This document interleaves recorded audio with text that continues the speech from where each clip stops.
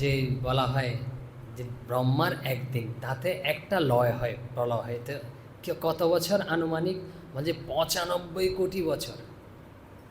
তারপরে আরও কি ৭৭ লক্ষ ৬০ হাজার বছর।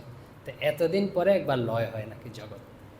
তো দেখুন আমরা বাঁচি কত, সবচেয়ে সর্বোচ্চ ১০০ বা এর একটু বেশি বা অনেক কম, গড়ায়ু তো অনেক কম।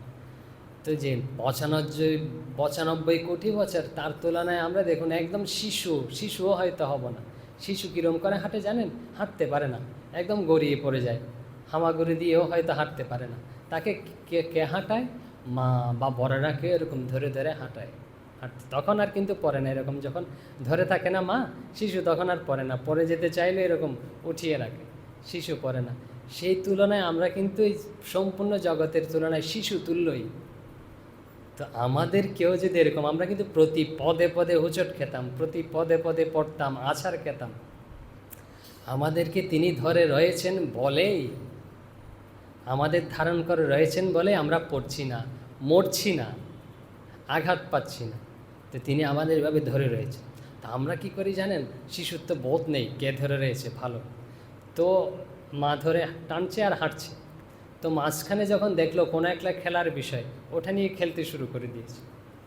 সেরকম আমাদের অবস্থা সেরকম, আমরা মাকে চিন্তা না করে না, বাদ দিয়ে না, এরকম মাঝখানে মাঝখানে খেলতে শুরু করে দিই, একটু আনন্দ পেলাম, আবার একটু দূর গিয়ে না আরেকটা জিনিস দেখেছি, হয়তো একটু কষ্ট পেলাম, লেগেছে আগুন বা কোনো জায়গায় হাত দিয়ে দিয়েছি, যেখানে হাত দেওয়া উচিত নয় ওখানে দিয়ে দিয়েছি। তো ছোটো বাচ্চা যেরকম দেয়, ওখানে হাত দিয়েছে, পুড়েছে, তখন চিৎকার করে কাঁদছে, মা আবার ওখান থেকেও টেনে নিয়ে যায়। তো এরকম আমরা না এই সুখ দুঃখ ভোগ করতে করতে এগিয়ে চলেছি, মাই আমাদের এগিয়ে নিয়ে যাচ্ছে। কোথায় নিয়ে যাচ্ছে? যে আমাদের স্বধামে স্বগৃহে, যেটা মায়ের আলয় বলা হয়, ওখানেই আমাদের নিয়ে যাচ্ছে। এই যে বলছেন তিনি যদি ধরে না থাকে না, শ্রীরামকৃষ্ণ বলছেন, তাহলে কিন্তু পড়ে যায়, আমরা পরেই যাব তিনি যদি ধরে না থাকতেন। আর হচ্ছে একদম বিনষ্ট হয়ে যায়, নশ্বতী, নষ্ট হয়ে যাব তিনি যদি ধরে না থাকে। তিনি ধরে আছেন বলেই আমরা নষ্ট হচ্ছি না আর পরে যাচ্ছি না, প্রতি পদে পদে বিপদে পড়ছি না।